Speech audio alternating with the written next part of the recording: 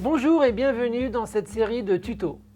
Je suis le docteur Audrey Dejon et j'ai l'honneur de travailler dans le service du professeur Samir Jaber, tous les deux au CHU de Montpellier. Les objectifs de ce tuto sont de répondre aux questions les plus fréquemment posées par les utilisateurs de respirateurs de réanimation en vous donnant donc des questions courtes et des réponses courtes. Bonjour Samir, on va bientôt recevoir un patient. Comment on fait avec le ventilateur? Donc on l'a branché, on l'a allumé, quelles sont les étapes d'après? Est-ce qu'il faut le tester? Alors oui, le ventilateur va vous demander patient actuel ou nouveau patient. Donc tu viens de dire qu'il s'agit d'une entrée, donc je te laisse faire. Oui, nouveau patient. Nouveau patient, je valide. Très bien. Et donc là on peut dire on veut recommencer le test, donc on dit non, on ne considère pas les résultats comme validés. Et on va pouvoir commencer. Très bien, hein, tu as vu qu'il y avait le test système, le test du circuit patient qu'on fera ensuite, après les réglages qu'on fera ensuite. Donc là, on voit que le test système est prêt, donc il suffit juste de... Donc j'appuie sur marche. Très bien.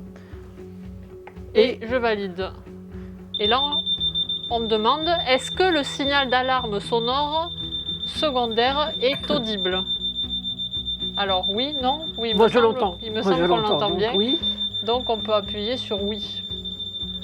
Est-ce que le tuyau inspiratoire est connecté au raccord inspiratoire et le tuyau expiratoire connecté au raccord expiratoire? Ça me semble aussi correct. Oui. Est-ce que l'humidificateur est correctement connecté ou alors pas utilisé? En fait, c'est une question pour dire pensez à mettre un système d'humidification parce que les gaz médicaux sont froids et secs, donc il faut penser à mettre soit un filtre, soit un humidificateur. Il le demandera par la suite, donc la réponse c'est oui. Oui à nouveau. Et on arrive à la préparation du calibrage à haute température et on nous parle cette fois-ci du débit expiratoire. Est-ce qu'il est correctement installé, ce capteur de débit? Alors où est-il? Il est là, on lève ici la petite mallette et on voit ce capteur de débit expiratoire, on le retire de ce côté-là. Oui. Voilà ce que c'est le capteur, donc on va dire que oui, on le remet bien, on s'assure qu'il est bien inséré et on le remet. Et on l'enclenche. On l'enclenche, exactement, et on referme le capot. J'appuie donc sur oui. Et on en arrive à la prochaine étape. Est-ce que le poumon de test est connecté au circuit patient? Oui. Oui, il est là, il est bien connecté. Voilà, on s'assure qu'il est étanche. J'appuie sur oui également. Est-ce qu'on souhaite calibrer aussi les capteurs de gaz internes? Oui, on va dire, c'est-à-dire ce qui se passe à l'intérieur de la machine, donc on va les calibrer. Ok, donc on commence la calibration. Et si jamais on avait dû admettre le patient en extrême urgence qui arrivait dans le couloir? Dans ce cas-là, on peut dire non, parce qu'en fait, cette procédure va durer entre 2 et 3 minutes. Donc on gagne ces 3 minutes, surtout si le respirateur avait été fait avant. On arrive à l'étape d'après, dans l'alimentation en oxygène. Donc il est en train de tester que tout fonctionne bien au niveau de cette alimentation. Et ensuite, il va tester donc l'alimentation de l'air. Donc on voit que tous les capteurs sont au vert, ce qui signifie que tous les tests ont eu lieu avec succès. Et on passe donc la prochaine étape. Et vous l'entendez, le bruit, le calibrage des capteurs de pression, de la valve expiratoire et de la valve expiratoire. Ensuite, Samir, il calibre le capteur d'oxygène, c'est ça? C'est bien cela, il s'assure que donc l'analyseur d'oxygène marche bien en donnant des niveaux d'oxygène croissants et il s'assure que ça marche bien. Donc ça c'est important de cet aspect-là aussi pour savoir que quand on mesure la FiO2, elle est bien juste. D'accord, elle est valide. Okay. Et là on voit qu'on a presque fini le test du système puisqu'il nous reste en suivant uniquement le port du nébuliseur et ensuite on pourra passer au test du circuit patient. Et là, dernier test, port du nébuliseur.